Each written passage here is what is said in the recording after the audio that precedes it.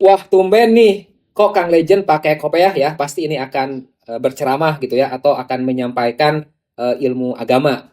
Enggak, teman-teman. Ini adalah sinyal bahwa video yang akan kita sampaikan merupakan kajian yang mungkin jadi kontroversial juga. Kita akan membahas mengenai metode ilmiah. Kita akan membahas mengenai empiris. Kita akan membahas mengenai sains, dan tentunya kita akan membahas mengenai ilmu agama. Jadi teman-teman, ini adalah sinyal kepada teman-teman bahwa tidak semua yang memakai kopiah itu adalah ustadz gitu ya. Kenapa? Karena kopiah merupakan ciri atau warisan budaya nasional. Jadi ini tuh bukan ciri khas muslim. Kopiah adalah warisan budaya dari Melayu Nusantara. Sehingga setiap orang, mau muslim, mau saudara kita yang non-muslim, menggunakan kopiah itu boleh-boleh saja. Pejabat-pejabat kita sekarang kan sudah banyak yang non-muslim pun menggunakan kopiah. Dan di Arab, yang muslim itu nggak pakai kopiah. Di Turki gitu ya, di Mesir, di Arab, itu ciri khasnya itu bukan kopiah. Jadi ini memberikan sinyal kepada teman-teman apa yang akan kita bahas ini merupakan sesuatu hal yang lumayan sangat menarik dan harus kita kaji dengan benar. Yuk teman-teman, mari kita mulai.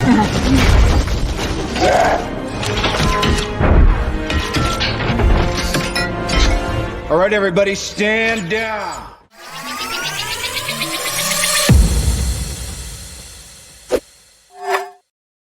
Oke, teman-teman, kita langsung saja ya supaya tidak terlalu bertele-tele. Jadi gini, teman-teman, ilmiah itu tidak sama dengan sains ya. Ilmiah itu tidak sama dengan fisika, tidak sama dengan kimia, tidak sama dengan ilmu biologi. Ilmiah itu adalah soal metodologi, bukan soal objek kajian. Maka kalau kriterianya jelas, metodenya sistematis, bisa diuji secara internal, dan ada mekanisme verifikasi, maka itu masuk ke dalam ilmiah ya. Walaupun bukan fisika, walaupun bukan eksperimen lab, walaupun bukan angka dan persamaan. Nah, maka semuanya ini masuk ke dalam ilmiah. Nah, dengan demikian, maka ilmu-ilmu ataupun bidang kajian di luar sains tadi ya, termasuk ilmu agama, misalkan ilmu tafsir, ilmu hadis, ini juga termasuk ke dalam ilmiah. Kenapa? Karena di dalam ilmu-ilmu tersebut ya, ya baik itu ilmu agama Islam ataupun ilmu dari agama non-Islam gitu ya, saudara-saudara kita kajian kitab gitu ya, misalkan Alkitab, Taurat atau Injil, mereka juga memiliki metode ilmiahnya masing-masing. Nah, di dalam ilmu agama khususnya Islam, kita sebut saja ilmu tafsir, itu di dalamnya itu ada pertama, ada kaidah bahasa Arab, ada analisis konteks historis ya, atau yang disebut sebagai asbabun nuzul, ada perbandingan pendapat gitu ya, dan ada juga cek konsistensi antar ayat. Jadi dalam ilmu tafsir itu ada aturan metodologi bagaimana kita harus menafsirkan. Bisa tafsir ayat dengan ayat, bisa tafsir ayat dengan hadis, bisa juga tafsir ayat dengan pendapat para sahabat. Ya, tentunya sahabat yang memang benar-benar bertemu dengan Rasulullah. Bahkan ada tafsir bil roi. Ya, ini termasuk ke dalam kajian tafsir kontemporer. Nah, kebetulan sekarang di tahun-tahun ini saya lagi belajar tafsir kontemporer, yaitu tafsir As-Sahrawi ke seorang ulama. Jadi dalam ilmu agama pun ilmu tafsir itu adalah ilmiah, namanya juga ilmu tafsir. Kenapa? Karena ada kajian, ada metodologi ilmiahnya. Kedua, dalam ilmu agama, contohnya ilmu hadis, ini lebih keras lagi. Ada ilmu sanad, ada jarah wa ta'dil ya, kritik rawinya, ada klasifikasi sahih, hasan, dhaif, maudhu, ada cross check riwayat. Bahkan metodologinya tuh sangat ketat. Ilmu hadis itu lebih disiplin daripada ilmu sosial modern. Nah, kalau ilmu hadis ini kita terapkan ke dalam sejarah, maka saya yakin hanya tertinggal 1% sejarah yang ada. Kenapa? Karena banyak sejarah yang tidak masuk ke dalam kategori syarat-syarat yang diterapkan oleh ilmu hadis ya, atau ilmu mustalah hadis tadi. Jadi eh, kedua ilmu agama ini adalah benar-benar ilmiah. Jadi sekali lagi, ilmiah itu tidak sama dengan sains. Semua yang memiliki metodologi yang benar, cara verifikasi yang rutin, bisa ada cara pembuktiannya, itu masuk ke dalam ranah ilmiah. Nah, selanjutnya teman-teman, ini juga ada yang kemarin ya, yang salah paham gitu ya. Ilmiah sama dengan empiris, padahal tidak semua itu. Empiris atau yang sering kita sebut sebagai observasi, penelitian, ini hanya sebagian daripada konsep metode ilmiah gitu ya. Jadi ilmiah itu tidak harus selamanya empiris. Nah, kalau kita mengartikan bahwa ilmiah adalah empiris, maka ini banyak ilmu-ilmu di luar yang tidak ilmiah ya. Kenapa? Karena gini, ilmiah itu sekali lagi berbicara mengenai koherensi logis, metodologi yang jelas, aturan verifikasi internal, dan konsistensi serta kritik. Jadi kalau metode ilmiah atau ilmiah sama dengan empirik, maka akibatnya satu, matematika tidak ilmiah. Kenapa? Karena di matematika teori itu dibuktikan secara deduktif.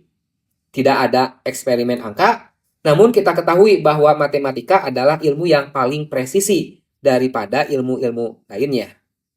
Kedua, kalau ilmiah harus sama dengan empiris, maka logika tidak ilmiah. Kenapa? Karena logika itu kan jarang empiris gitu. Padahal logika adalah fondasi semua dari sains. Lalu salah satunya lagi ilmu yang saya pelajari ya. Kalau dulu kan memang latar belakang sekolah, kuliah, fisika, matematika. Nah, di dunia kerja saya kan ilmu komputer. Nah, ilmu komputer itu kebanyakannya teori. Nah, kalau dikatakan ilmiah harus empiris, maka ilmu komputer itu tidak ilmiah. Padahal di dalamnya ada kompleksitas algoritma, Turing mesin, itu kan cikal bakal AI dan komputer kuantum. Jadi semua non-empirik di ilmu komputer itu bisa menjadi tidak ilmiah kalau dikatakan ilmiah itu harus empirik.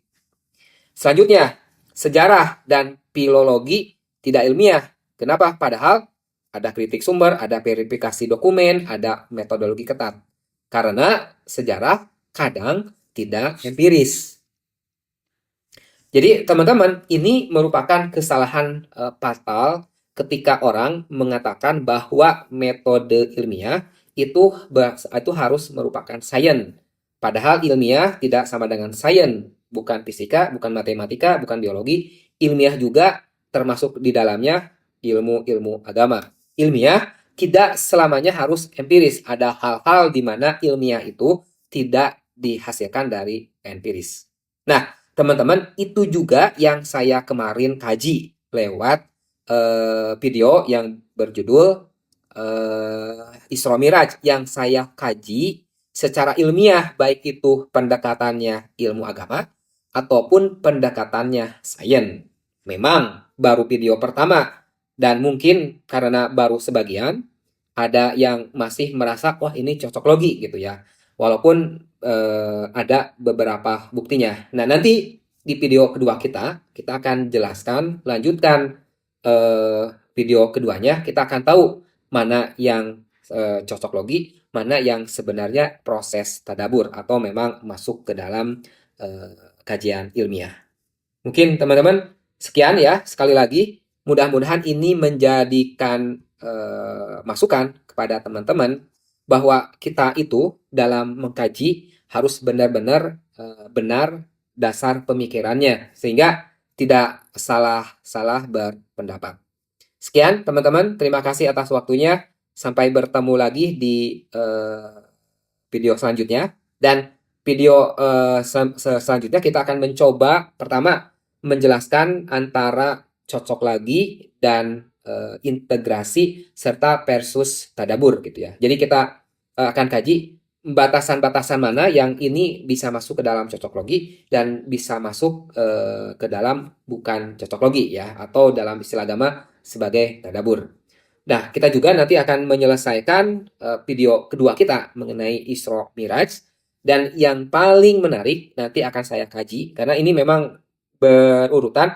Kita akan coba kritik orang yang mengatakan bahwa pendapat Ustadz Adi Hidayat mengenai mengenai atom besi kan memiliki isotop ya, yang 56, 57, 58, ya ada satu lagi 55 atau 54. Itu katanya cocok logi ya dengan pendapatannya. Ini dengan pendapatnya dia berangkat dari bukti kajian ilmiah atau paper yang stabil itu katanya 58. Padahal ada sisi lain, baik itu dikaji oleh ilmu alam ya, ilmu fisika, yang dimaksud stabil itu tidak selamanya apa yang dia sampaikan ya. Ini sangat menarik dan ini memperlihatkan bahwa ternyata ada sinyal-sinyal ya. Saya tidak menyebutkan sains dibuktikan oleh Al-Qur'an nih, enggak. Kita kan berusaha ingin menjelaskannya tidak cocok logi ya. Jadi ada korelasi yang benar-benar terhubung antara apa yang dilihat di isyarat di Al-Qur'an mengenai besi tadi ya dengan apa yang ada di realitas sains. Kita lihat keterhubungannya seperti apa. Dan sekali lagi ingat bahwa agama tidak butuh verifikasi ilmu pengetahuan, dan ilmu pengetahuan itu sebenarnya ya bisa jalan tanpa ilmu agama. Tetapi alangkah lebih baiknya apabila ilmu agama dan ilmu non agama itu berjalan berdampingan dan selaras. Sama seperti yang disampaikan oleh Einstein katanya bahwa ilmu agama tanpa sains menjadi buta gitu ya, dan ilmu sains tanpa agama ini akan sesat. Sekian teman-teman, terima kasih atas waktunya. Bye bye.